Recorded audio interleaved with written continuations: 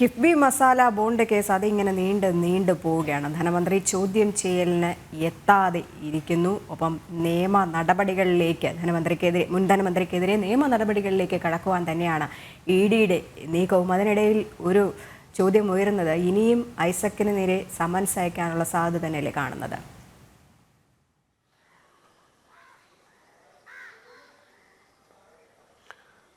രജനി, ഒരിക്കൽ കൂടി അതായത് പല ഘട്ടങ്ങളിലായി പലവട്ടം ഡോക്ടർ തോമസ് ഐസക് ഈ അന്വേഷണവുമായി ബന്ധപ്പെട്ട് സഹകരിക്കണമെന്നാവശ്യപ്പെട്ടുകൊണ്ടും ചോദ്യം ചെയ്യലിന് എത്തണമെന്ന് നിർദ്ദേശിച്ചുകൊണ്ടും എൻഫോഴ്സ്മെന്റ് ഡയറക്ടറേറ്റ് സമൻസുകൾ അയച്ചു. 5 സമൻസുകൾ വരെ തുടർച്ചയായി അയച്ചിട്ടുണ്ട്. അതിനു മുമ്പ് 1.5 വർഷം മുമ്പ് ഡോക്ടർ തോമസ് ഐസക്കിന് മറ്റൊരു സമൻസ് നൽകിയിരുന്നു. ഇതിനോടെല്ലാം തന്നെ പ്രതികരിക്കാതിരിക്കുകയോ സഹകരിക്കാതിരിക്കുകയോ ചെയ്യുന്ന ഒരു സമീപനം തോമസ് ഐസക് സ്വീകരിക്കുന്നു. പ്രത്യേകിച്ച് ഈ കിഫ്ബി മസാല ബോണ്ട് ഇടപാടിലെ ഫെമ നിയമ ലംഘനം സംബന്ധിച്ച് അന്വേഷണം നടക്കുമ്പോൾ തന്നിലേക്ക് തന്നെയാണ് അന്വേഷണം എത്തുക എന്ന കൃത്യമായ ഒരു ബോധ്യം ഡോക്ടർ തോമസ് ഐസക്കിനുണ്ട്. അതുകൊണ്ട് തന്നെയാണ് ആദ്യം 1.5 വർഷം മുമ്പ് ഇത്തരത്തിലുള്ള ഒരു സമൻസ് നൽകിയ ഘട്ടത്തിൽ അന്ന് ഇതുമായി ബന്ധപ്പെട്ടുകൊണ്ട് തോമസ് ഐസക് പറഞ്ഞിരുന്ന ഒരു കാര്യം എന്ന് പറയുന്നത് തന്റെ വ്യക്തിഗത വിവരങ്ങൾ തിരക്കിയുള്ളതാണ് ഈ സമൻസ്, അതുകൊണ്ട് തന്നെ ഈ സമൻസ് നിയമവിരുദ്ധമാണ് എന്ന് ചൂണ്ടിക്കാണിച്ചുകൊണ്ട് കോടതിയെ സമീപിക്കുന്നു. അങ്ങനെ ഇതുമായി കൃത്യമായി ഏതെങ്കിലും വ്യക്തിഗത വിവരങ്ങൾ തിരക്കിയിട്ടുണ്ടെങ്കിൽ അത് ഒഴിവാക്കണമെന്നും ആ ഒരു സമൻസ് റദ്ദാക്കുന്നുവെന്നും കോടതി വ്യക്തമാക്കിയപ്പോൾ പോലും തുടരന്വേഷണം നടത്തുന്നതിൽ എൻഫോഴ്സ്മെന്റ് ഡയറക്ടറേറ്റിനെ സംബന്ധിച്ചിടത്തോളം തുടരന്വേഷണം നടത്തുന്നതിൽ അവർക്ക് യാതൊരു തടസ്സവും ഇല്ല എന്ന് കോടതി വ്യക്തമാക്കുകയും ചെയ്തു.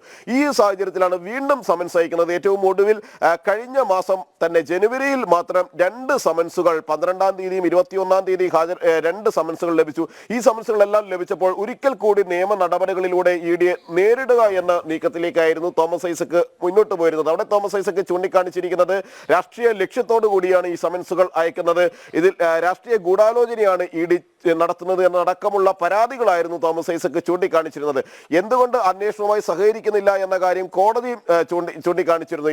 ഇതുമായി ബന്ധപ്പെട്ടുകൊണ്ട് തോമസ് ഐസകിനെ ഹാജരാകുകയോ ഹാജരാകാതിരിക്കുകയോ ചെയ്യാമെന്ന ആദ്യ പരാമർശത്തിന് ശേഷവും ഇഡി സഹകരിക്കണമെന്ന നിലപാടിലേക്ക്, അല്ലെങ്കിൽ തോമസ് ഐസക് സഹകരിക്കുന്നതാണ് നല്ലതെന്ന രീതിയിലേക്ക് കോടതി മാറുകയും എല്ലാം ചെയ്തു. എന്നാൽ തോമസ് ഐസകിനെ സംബന്ധിച്ചിടത്തോളം തുടർച്ചയായി ഈ അന്വേഷണത്തിന് സഹകരിക്കുന്നില്ല. സ്വാഭാവികമായും ഇഡി അന്വേഷണം വഴിമുട്ടുന്ന നിലയിലേക്ക് കാര്യങ്ങൾ പോകുന്നു. കാരണം കിഫ്ബി മസാല ബോണ്ട് ഏറ്റവും പ്രധാനമായ കേസുകളാണ്. വലിയ തുക വിദേശത്ത് നിന്നും ഫെമ ലംഘനത്തിലൂടെ കൈമാറിയിട്ടുള്ള ഒരു ഇടപാടുകളാണ് അവിടെ നടന്നിരിക്കുന്നത്. സ്വാഭാവികമായും അവിടെ എൻഫോഴ്സ്മെന്റ് ഡയറക്ടറേറ്റിന്റെ വിശദമായ അന്വേഷണം നടക്കേണ്ടതുണ്ട്.